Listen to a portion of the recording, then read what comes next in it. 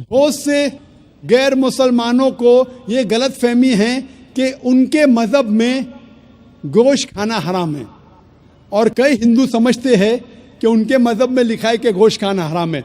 और आपने कहा कि हमारे धर्म में गोश्त खाना हराम है।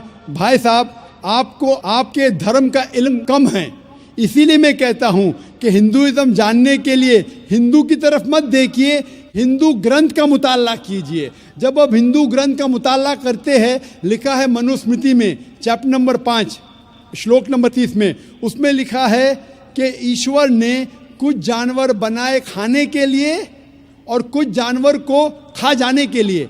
God has created some animals to eat and some to be eaten. अगर आप उस जानवर को खाते हैं जिन जानवर को खुदा ने बनाया है खा जाने के लिए, तो आप गुनाह नहीं कर रहे। If you are eating the animals who God has created to be eaten, you are not doing a sin. आगे जब पढ़ते लिखा है मनुस्मृति में चैप्टर नंबर 5 में अध्याय नंबर 5 में मंत्र नंबर 40 में कि खुदा ने कुछ जानवर बनाए हैं कुर्बानी के लिए। अगर आप कुर्बानी में जानवर का कत्ल करते हैं तो आप गुनाह नहीं करते। आगे लिखा है मनुस्मृति में चैप्टर नंबर 5 मंत्र नंबर 41 में कि जानवर का कत्ल करना जो जानवर खाने के लिए बनाए गए हैं वो गुनाह नहीं है। इसी तरीके से कई जगह वेद में लिखा है कि ऋषि गोश्त खाते थे, जानवर को खाते थे।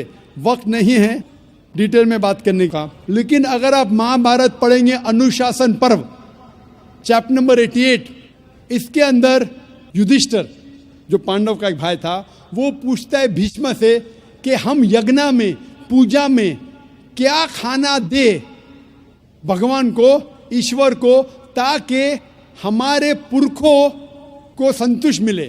तो भीष्म कहता है युधिष्ठिर से कि आप यज्ञ में अगर भाजी पाला देंगे तो हमारे बाप दादा 1 महीने के लिए खुश रहेंगे।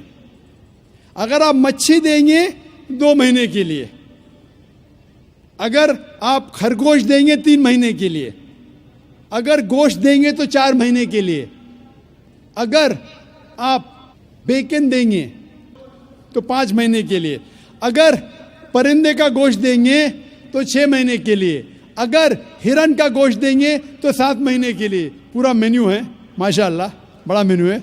उसके आगे लिखा है अगर आप गाय देंगे तो पूरे 1 साल के लिए हमारे बाप दादा संतुष्ट रहेंगे, और अगर गेंडा राइनोसरस देंगे तो 20 साल के लिए हमारे बाप दादा खुश रहेंगे।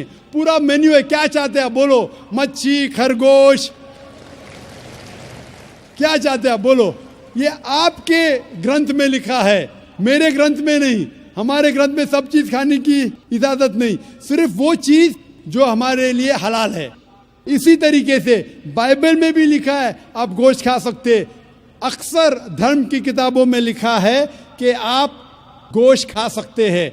आप मेरा अगर एक डिबेट देखेंगे जिसका मौजू था is eating non vegetarian food permitted और prohibited for a human being, क्या इंसान के लिए गोश्त खाना हलाल है या हराम है? और मैंने डिबेट किया था एक जैन के साथ जिसका नाम था रश्मिबाई झवेरी। वो इंडियन वेजिटेरियन कांग्रेस का सदर था, प्रेसिडेंट।